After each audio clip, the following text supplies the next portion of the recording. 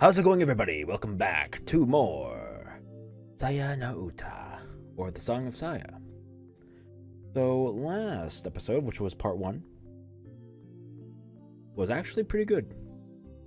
We got to see firsthand all the grotesque and horrific looking things, thanks to our protagonist here. And then we saw the other side of things, which everyone else sees, and it's pretty damn normal.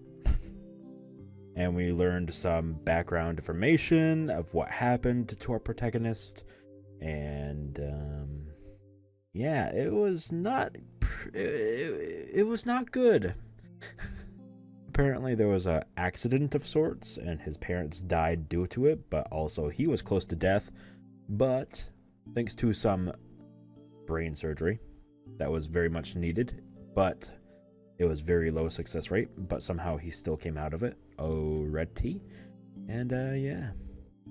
But because of it, something's going on with his all 5 of his senses, and his brain is mixing up things, and he's seeing, tasting, feeling, he's hearing things that he shouldn't be. It's all just wrong. But I'm with it. It's actually a pretty good story so far, and we're only just 1 hour in, basically. So let's go ahead and continue with part 2. Load it up.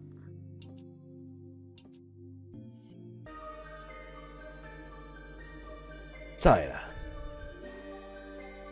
why are you so good to me?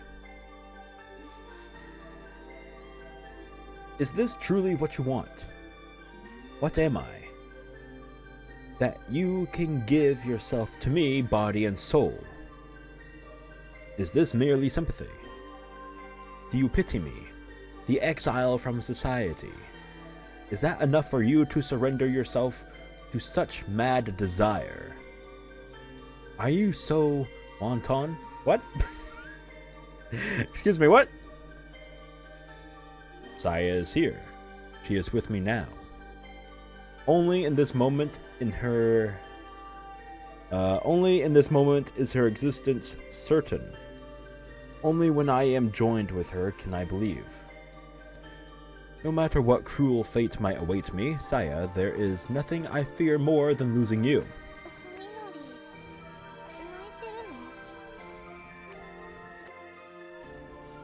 Fuminori, are you crying?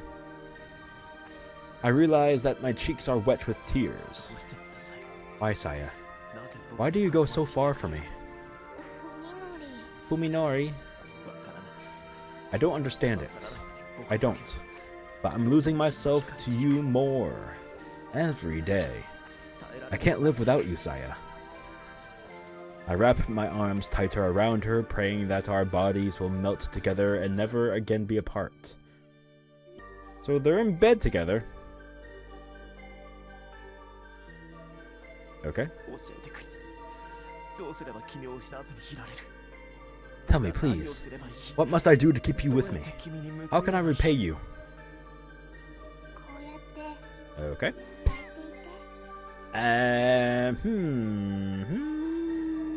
Okay.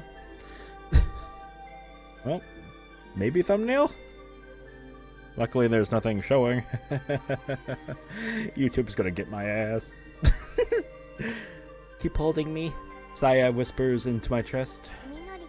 I want to stay like this forever. I won't leave you, Fuminori. Why? Why me? Because you are all alone, she says softly, gazing up into my eyes. All alone. Just like me. The sorrow in her voice resonates with my own. There is a deep loneliness in her eyes, a loneliness from which now springs boundless affection. And by the way, I need to lower the... Where is it? Not that. Right? There we go.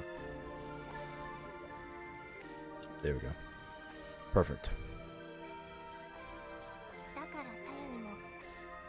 You are all I have. In this whole wide world, only you will embrace me. My precious Fuminori. So they're together. Okay. Now I know. No matter what horrors this world unleashes upon me, all I'll ever need is Saya. Okay.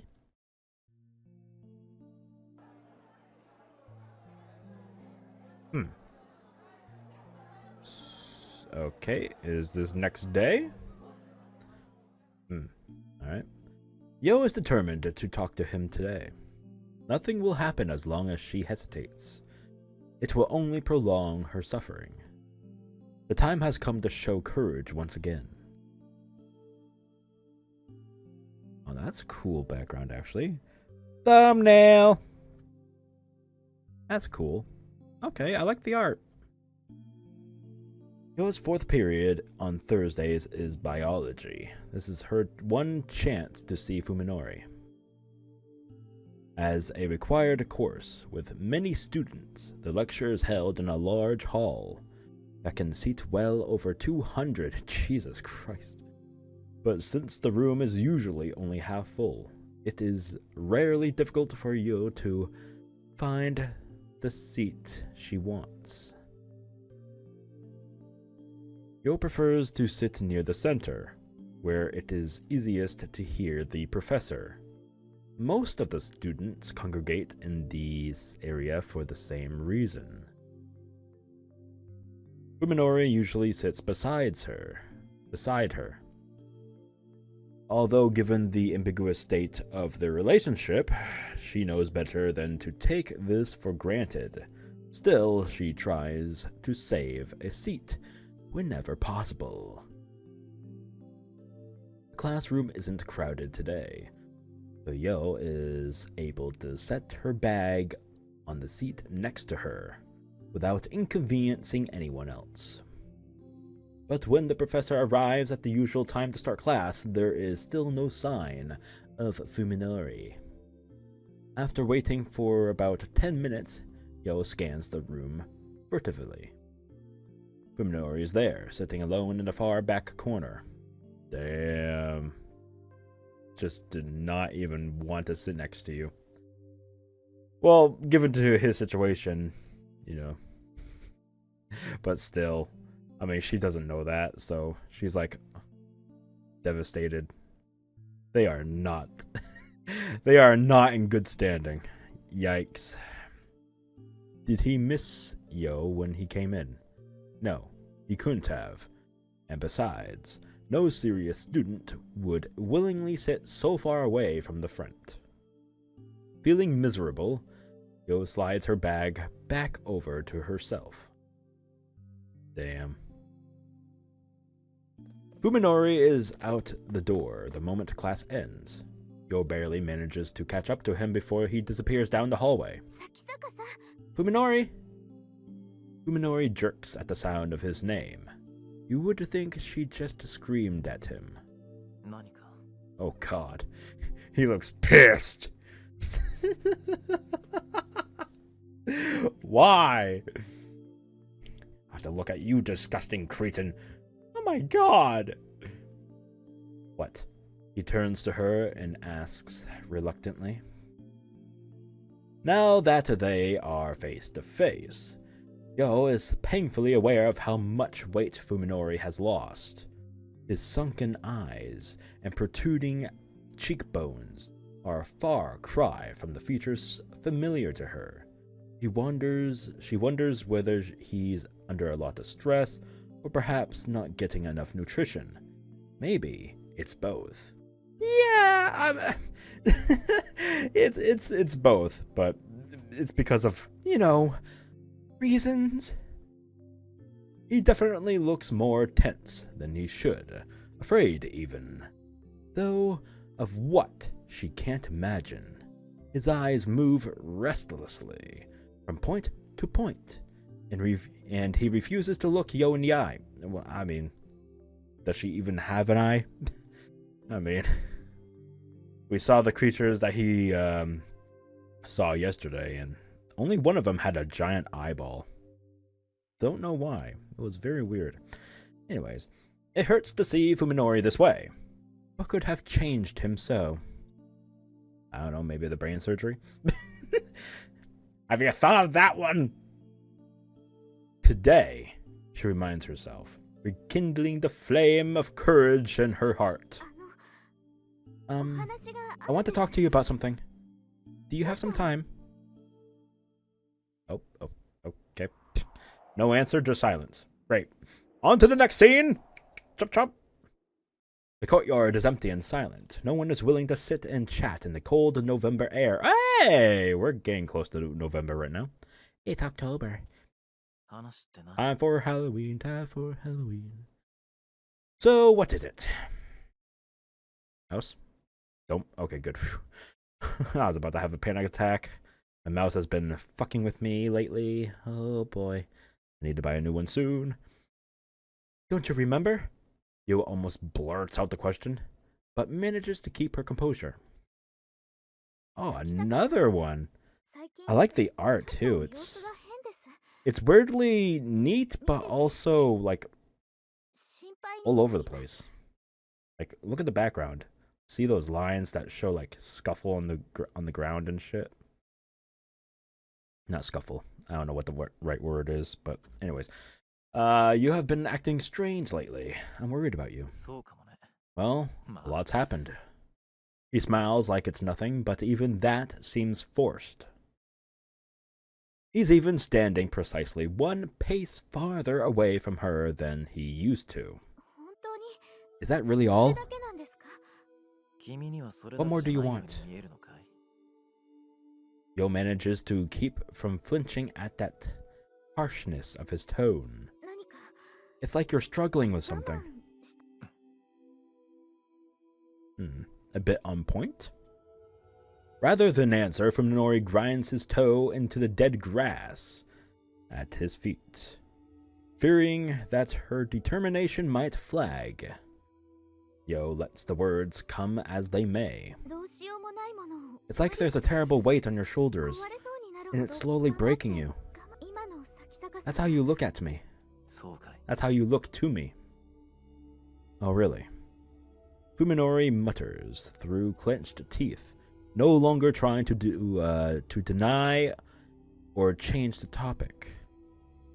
This is an even clearer signal of rejection than his prior evasiveness. But Yo's determination is strong.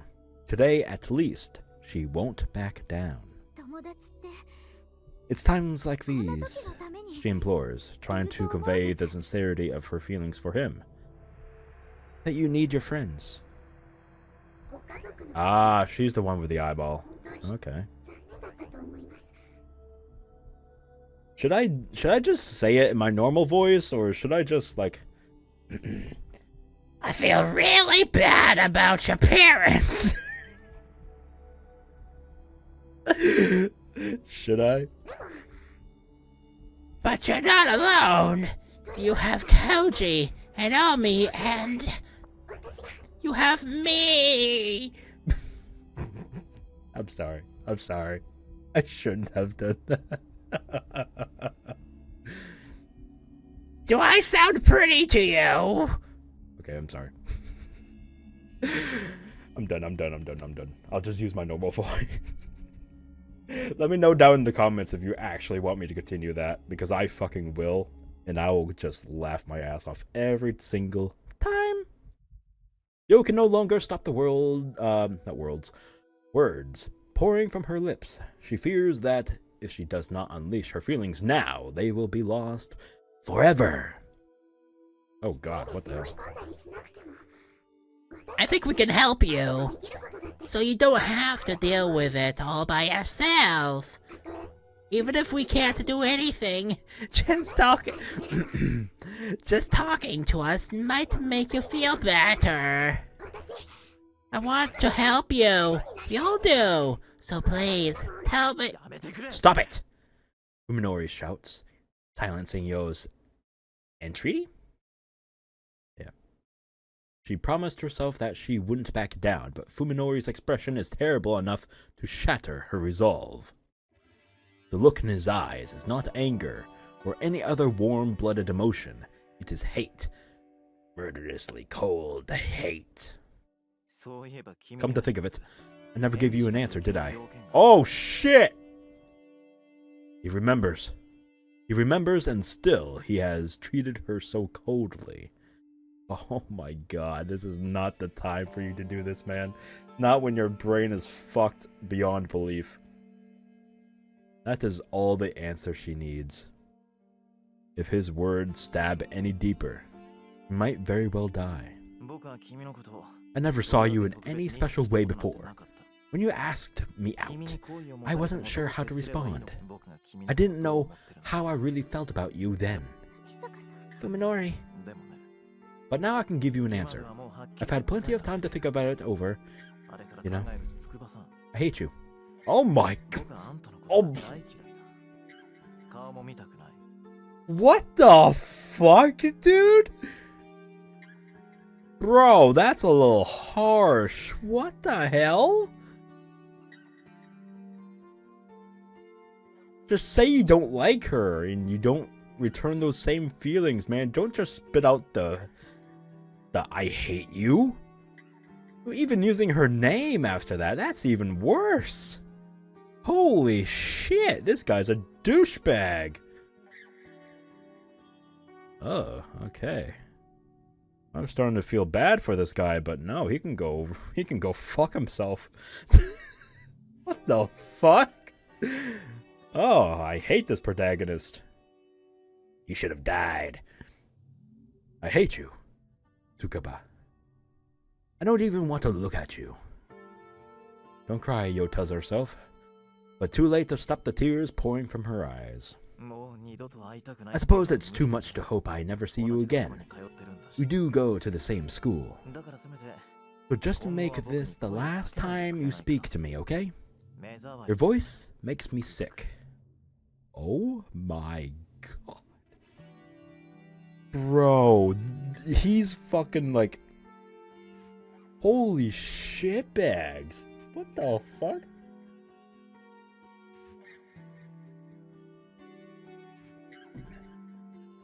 Damn. How could you be so cruel? Yo whispers in shock and despair. Oh my god, now he's smiling to that. Oh my god.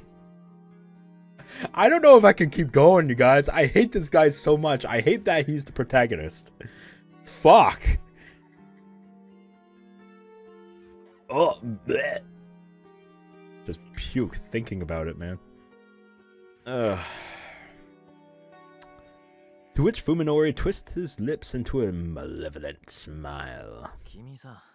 You should really try thinking for yourself once in a while. I bet it was Koji and Omi's idea, wasn't it? Well, you can play at love all you want, but leave me out of it. That's all Yo can take. Even after shedding tears in front of him, she absolutely refuses to let him hear her cry. Any disgrace would be preferable to breaking down here. So she runs, fleeing breathlessly from the courtyard with Fuminori's cold smile at her back. Bro, what the fuck did I just read? Holy fucking shit. My god. Well, I know what I'm putting on the title for this video. Oh boy. Omi was the first to catch sight of Yo and Fuminori leaving for the courtyard. Reluctant to interrupt them, but still unwilling to leave them alone, she and Koji ended up watching the whole thing from the shadows.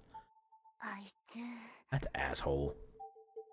Throughout the exchange, Omi was clearly itching to jump out and punch Fuminori in the face. Knowing her temper, Koji kept firm hold of her arm until the end. If he hadn't, she might very well have done it.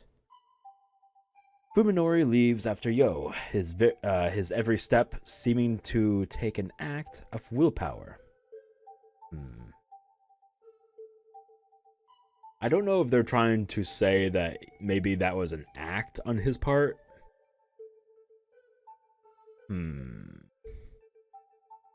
I don't think so, though, because he even brought up these two here. Now, that seemed to be actual true feelings. Yeah. Koji sighs heavily into the once more empty courtyard, but the bitter taste in his mouth will not go away. What the fuck's wrong with him? Even Koji cannot forgive Fuminori's treatment of Yo. However, the first thing that he feels is confusion, not anger. Koji has known Fuminori since long before college. Fuminori was never this cruel before.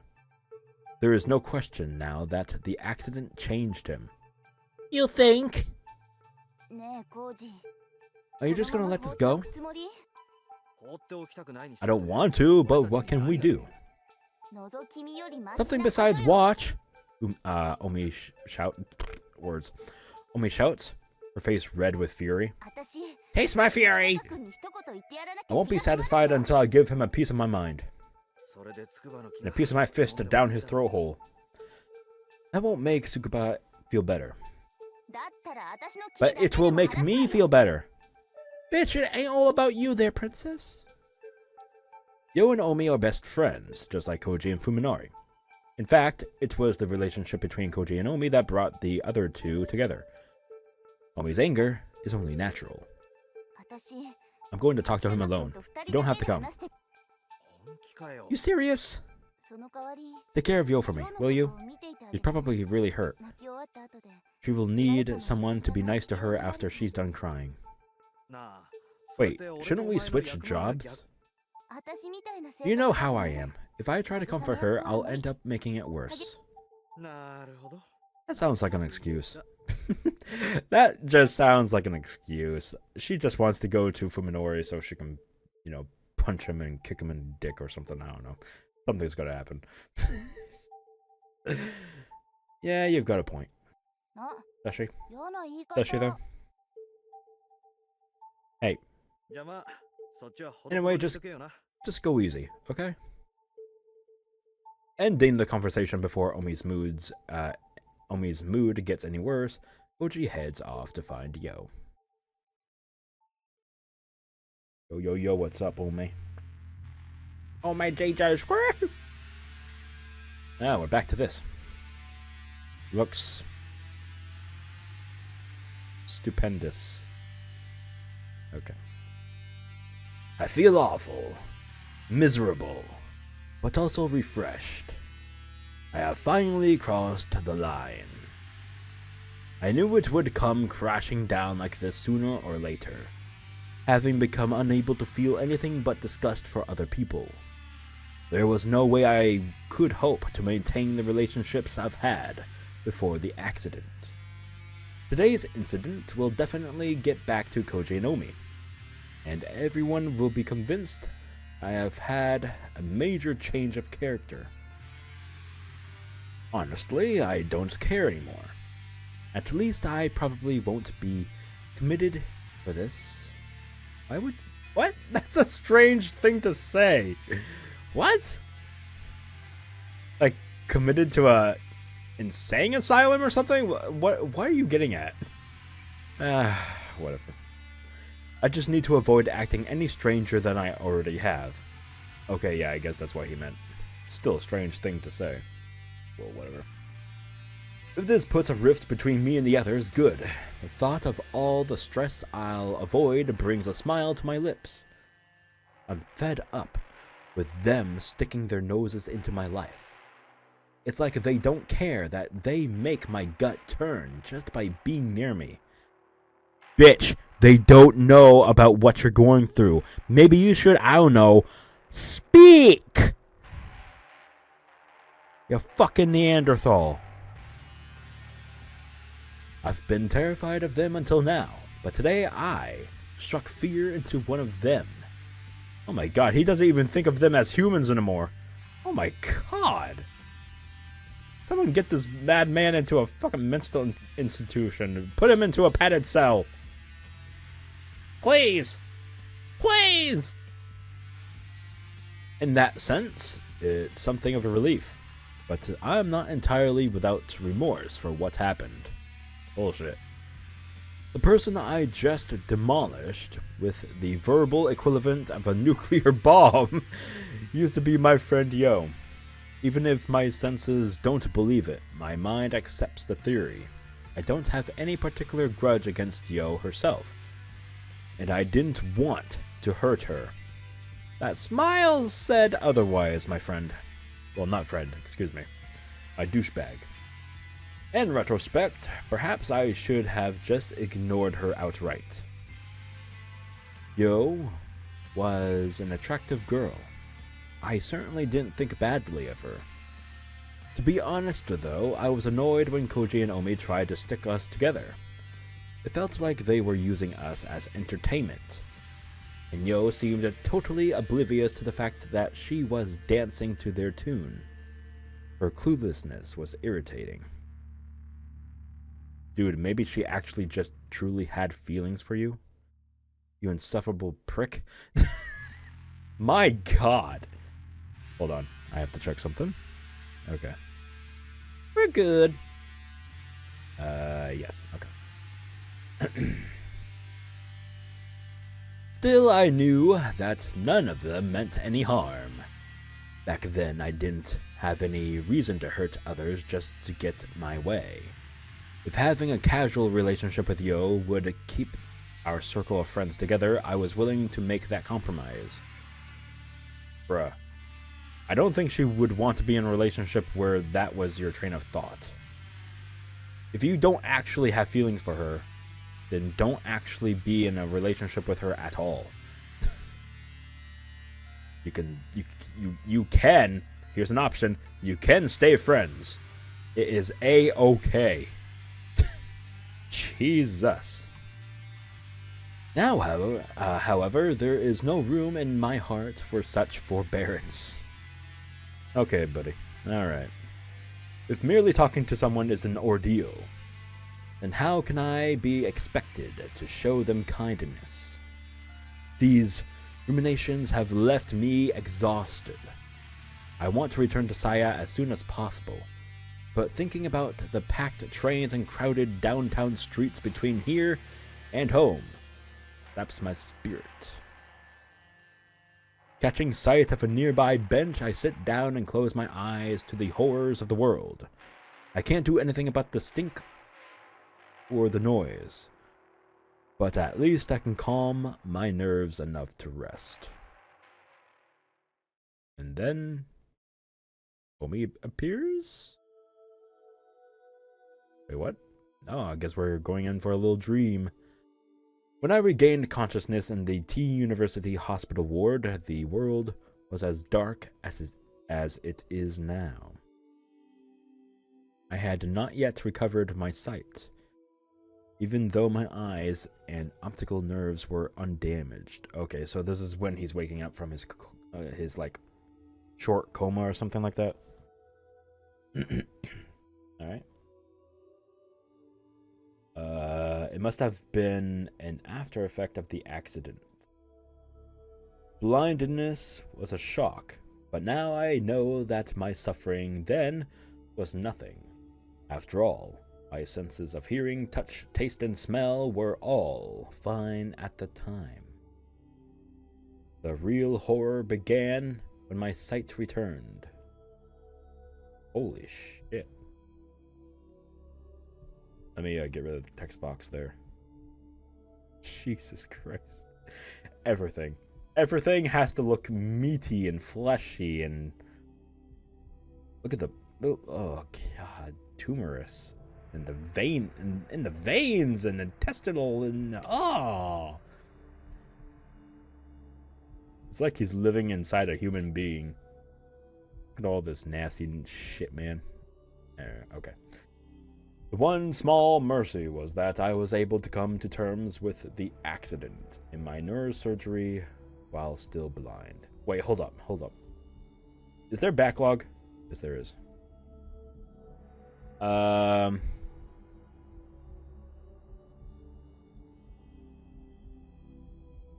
here. After all, my senses of hearing, touch, taste, and smell were all fine at the time. But when he was first able to then see, everything changed. His taste his hearing, his touch, and his smell. That's interesting. So it has a weird connection with his eyesight.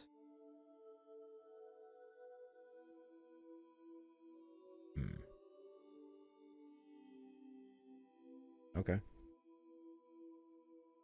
Interesting. I read this right? Yeah, I did. Okay. I panicked when I first saw the nightmarish hospital and the blood-curdling shapes of the doctors and nurses, but I soon guessed the cause. It chills me to think of what might have happened if I had recovered my sight along with my consciousness. Sorry. Suddenly awakening in what can only be described as hell, I would no doubt have lost my mind instantly. Soon my disorder spread to the senses of touch, taste, and smell. Oh, okay, so it was gradual. Okay, got it. I thought it was instantaneous. Never mind. As it turns out, sight exerts tremendous influence over the other four. Yeah. I mean, if you actually take a moment to think about it, everyone that's able to see relies very heavily on sight alone. The taste of my food, the feel of my bed sheets, the fragrance of my get-well flowers, all became as unbearably foul as my eyes said they should be. Eventually, when even the doctors' voices became unrecognizable as human, I decided to kill myself. I didn't believe for a second that I could live in this new world. At least not until I met Saya.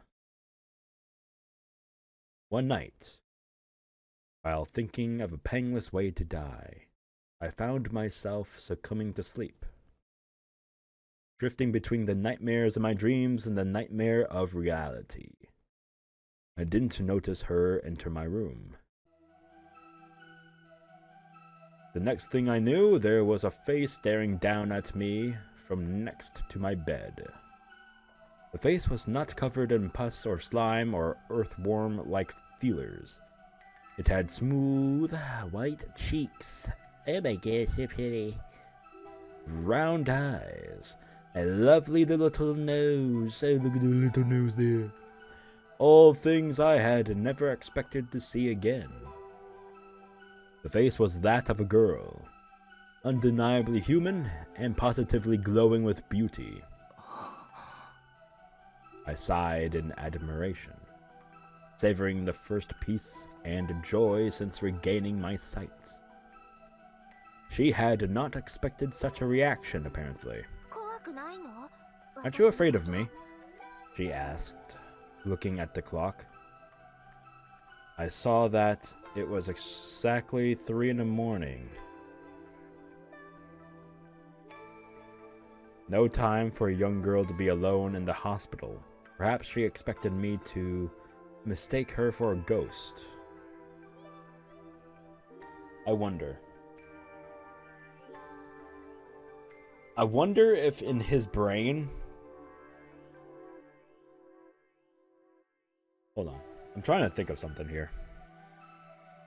Because this is very weird. I wonder if there's like...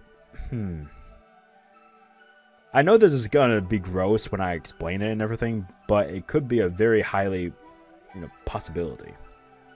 What if during the surgery in his brain, there was somehow, like, not a bacteria or anything like that, but like, what if, I don't know, some type of bug or something got in there and latched onto him, and it's altering everything of his 5 senses. And now it's trying to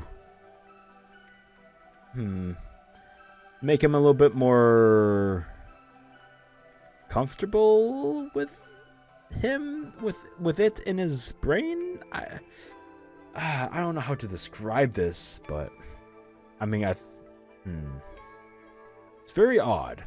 I'll give you that, because why would there be one unknown person that he can still see perfectly well, but everything else, even the fucking bed sheets, for fuck's sakes, like it. Look at all this grotesque shit in the background. Look at the contrast between the two. And then there's another hint to this theory here. When he changes the color of the room, like back at his house, the bedroom and the living room, when he changes the color by painting over everything, it changes the perception of what is actually there just a little bit, just a little bit. So I'm thinking maybe during this surgery, I don't know if it was intentional or an accident, but maybe something like a virus or maybe like a bug just latched onto his brain, got into his like system and everything, and it's messing up with all of his 5 senses. And this virus or bug is disguising itself as this perfectly looking, adorable little human girl or something like that. You know what I mean? I don't know why I'm saying little, because we don't know her age, but clearly I think she's like 18 plus. For the game's sake. But, yeah. It's gotta be that, right? I mean, come on. It's gotta be. Like, also, no one else we have seen thus far knows about her. And when we spoke to the doctor in the first episode there, she didn't know that that doctor had any relatives. And you want to know why? Oh my god, it's all coming together. Oh my god, am I pulling out a genius move here? Because that doctor implanted it in him and then left. He's the experiment. He's the experiment. Right? He implanted, that doctor, Ogwai or whatever, I don't know. He implanted it into him during the surgery. Or she did. Or, yeah, maybe Dr. Ogwai tasked that doctor that we saw in the first episode with implanting whatever into his brain. Because I don't think he was there, was he? I don't know. I don't think that detail has been shared with us. But anyways, apparently he's been missing or something. But anyway, why the doctor that we met with previously thought, huh? I wasn't aware that he had relatives. But this girl here says that doctor, Dr. Ogwai, was her father. Eh? Maybe Dr. Ogwai made up this virus or whatever, and the virus like developed a daughter-father relationship with Dr. Ogwai, and see, yeah.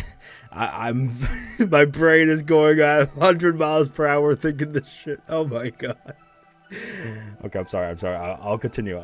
But that's my theory so far. It's got to be like a virus or something. It's like experimental virus or something. Holy shit. If I'm right, I am a god at this shit, man. I need to become a detective or something. Bruh.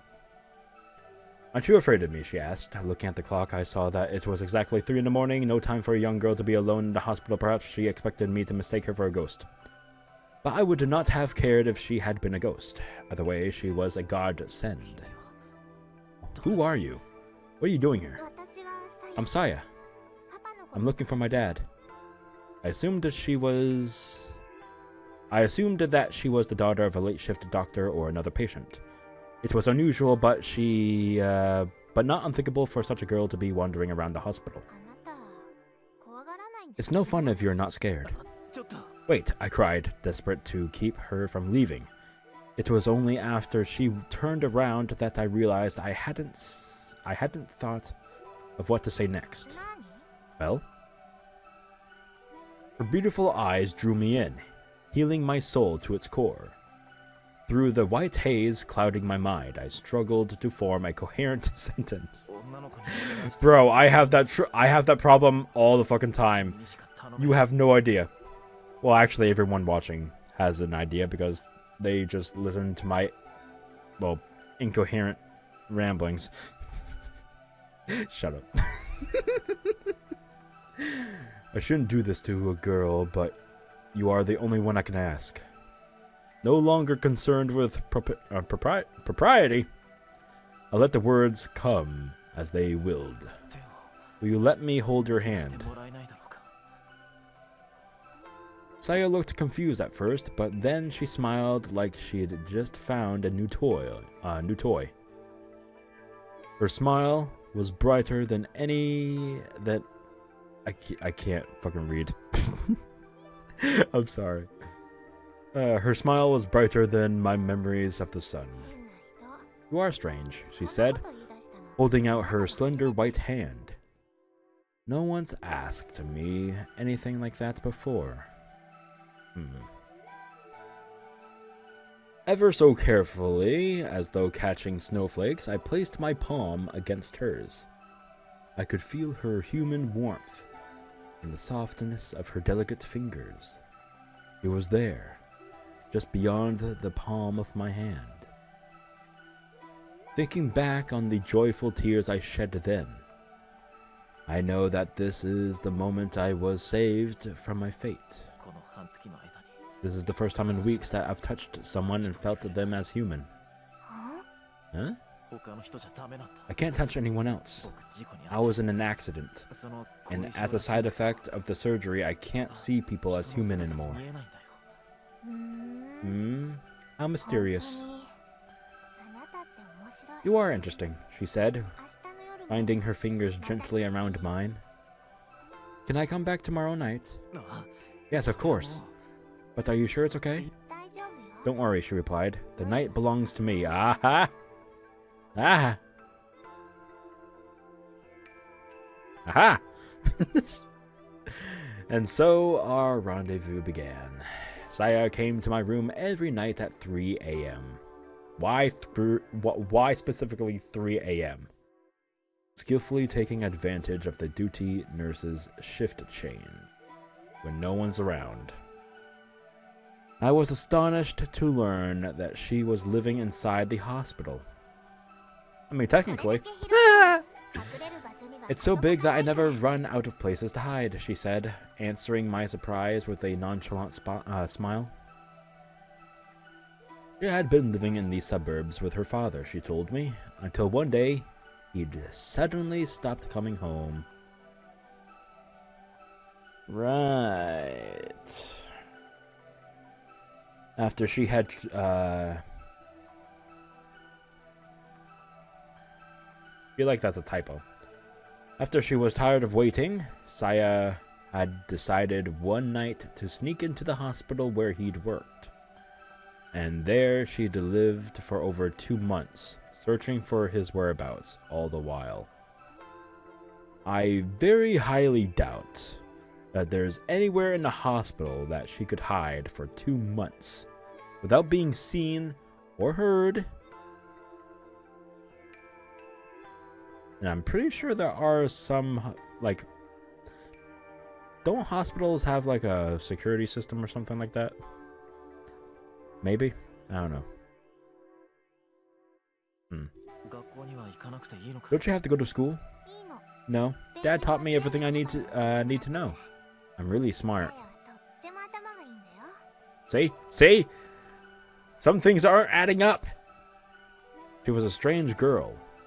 On the one hand, she looked and acted like a child. On the other, she was remarkably self-reliant, and at times exhibited a sharp intelligence and deep knowledge that many may have found unsettling. I didn't care. Saya was the only other human in this world gone mad. Her existence meant far more to me than her existence meant far more to me than the standards of society. Sure. Aren't you worried you might get caught? Nope. I don't have to worry about food here, and it's a lot more fun than staying in Dad's house by myself.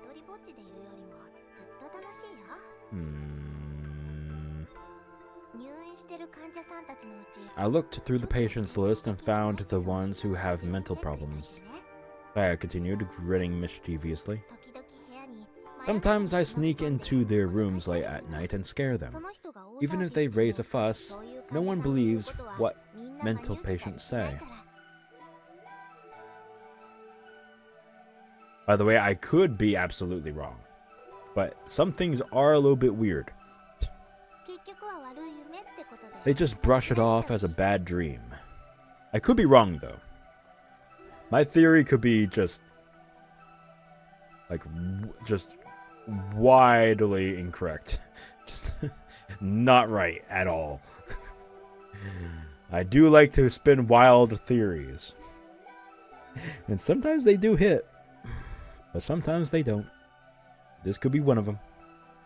Her confession reminded me that the hospital was famous for its ghost stories. Who could have imagined that there was actually a real girl impishly roaming these hallways?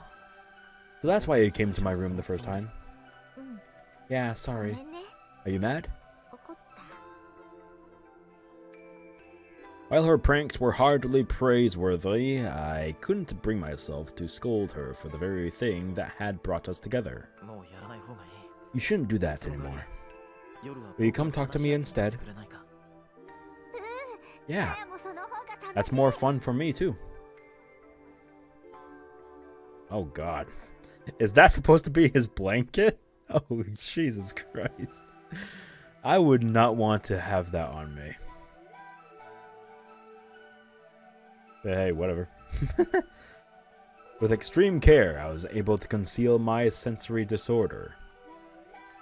It was glaringly obvious that the doctors had no way to cure me, and the fact that I had undergone a still experimental procedure made me even more cautious. As a medical student, it was easy for me to imagine how the doctors would react if they discovered that I was exhibiting such unusual side effects. I was not about to become a guinea pig, a mere specimen to be examined with clinical detachment. Bro.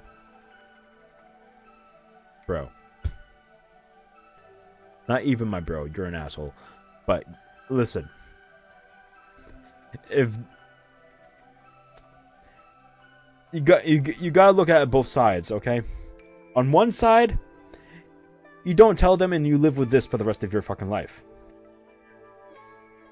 On the other side, yeah, sure, you're a guinea pig, and you continued being experimented upon, but maybe, just maybe, they could help you. And you don't have to experience this shit all over again, ever again. Yeah? I would become a guinea pig for that dream.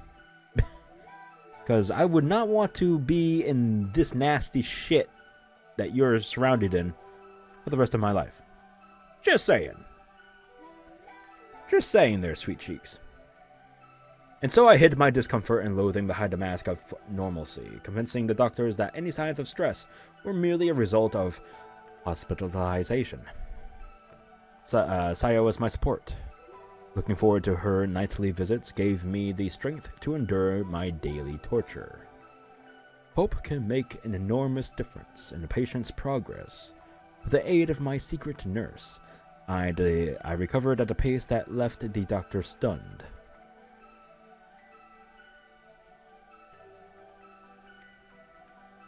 On the last night before my release, I summoned my courage and asked her, "Are you going to stay here forever?" Yeah. I couldn't learn anything about my dad, but it's not like I have anywhere else to go. I guess I'll stay as long as I can. Hide.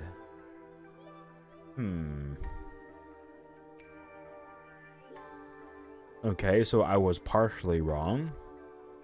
Because maybe she did have the option of staying here? For now, I am throwing out the suggestion of ghost. I really don't think that's the case here.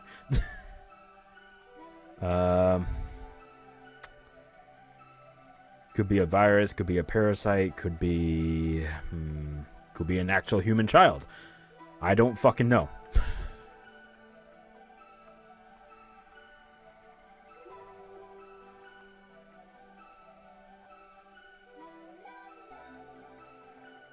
In other words, there was nothing keeping her here. Why not stay with me? I asked timidly. The question took all the courage I had. Huh? My family's gone, so I have plenty of room. You won't need to hide, and it's not a bad place to live. You want me to live with you? I was too afraid to ask her what she thought of that, so I hastily offered a deal. In exchange, I'll help you look for your father. I'll find him no matter what. I think that's gonna be hard, Saya said, looking a little embarrassed. Dad probably did something bad and had to leave the hospital. Yes? Get the police involved. You'll have to be as discreet as possible. I'll do whatever it takes. Unable to control myself, I finally spoke the truth. I can't be apart from you. At first, she looked bewildered, but after a few moments of silence, she said, "Give me a little time." That night, she left my room earlier than usual. On the day of my release, I managed to smile as I accepted the hideous, foul-smelling celebratory banquet. Bouquet, sorry. The flesh beasts calling themselves Koji, Omi, and Yo, okay, these three, came to pick me up. Though they had come to see me many times during my stay, it never got easier to see my friends changed so horribly. My sudden tears of despair drew suspicion, but I managed to contain them. I managed to explain them away as tears of joy. While we walked towards Koji's car, I looked desperately for Saya amid the grotesque scenery. Even as we drove away, I kept watching the hospital fade into the distance, praying for a last glimmer of hope. But Saya never appeared. Okay. If you fucking say she suddenly appears in your fucking room, then my theory is actually 100% and I don't give a fuck. I don't give a fuck what gets revealed later on. Because how would she know where you live? Oh, medical report, medical information and all that jazz that they have locked up and shit? Yeah, bullshit.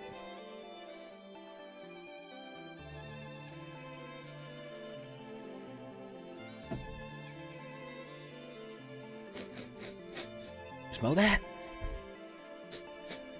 I think that's bullshit. Okay, I'm done. sorry, I'm sorry. After Kochi and the others dropped me off, I paused a while to regard my surroundings. I had lived my entire life on this block, in this house. There was no other place that I could call home. But nothing was as I remembered. Ugh.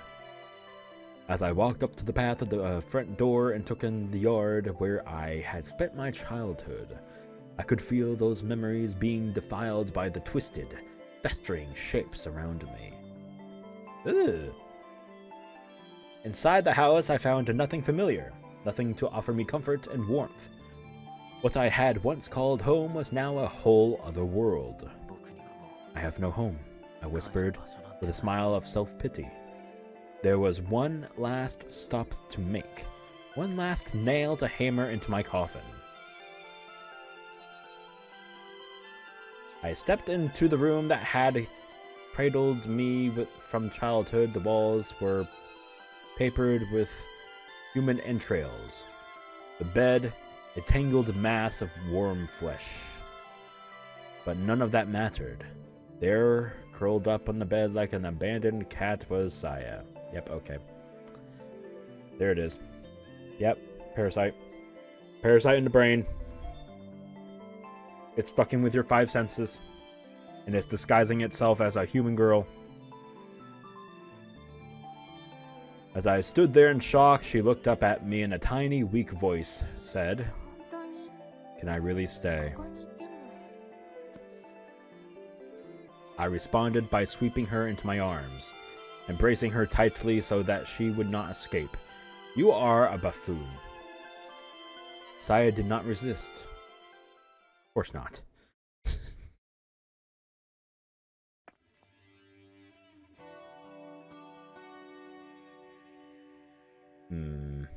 How far are we in? I'm thinking maybe we should hold this off until next time. Yeah. Okay. It's an hour in almost. Okay. Let's go ahead and save. Boop. Boop. Boop. Alright. Why does it say new 1, new 2? Weird. Whatever. Alright. Title screen. Alright. So, we learned some things, and I threw out my first theory. She is a parasite. A parasite implemented into him, our protagonist, by this Dr. Ogwai and that other doctor, I forgot her name. But yeah. Experimental surgery with experimental parasite. Fantastic. Maybe. That's what I'm going with right now. Because nothing else could explain that. Unless it was a parasite in the brain. Or a virus of some sort. And it's disguising itself as a human girl. Like, come on. 18 plus, by the way. I know I said child before, but I'm an old man now, okay? I can say child to women that are 18 plus, okay? If you're 18 to 21, you're still a child. That includes you two boys. Little fucking bastards.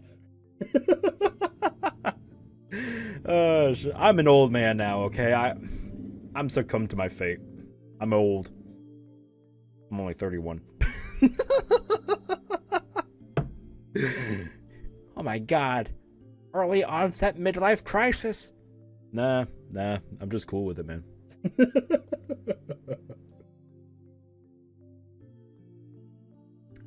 I don't give no fucks. Anyway. That was fun. I hate the guy's guts for how he went about that whole rejection thing. Not the way to do it. In fact, mega asshole.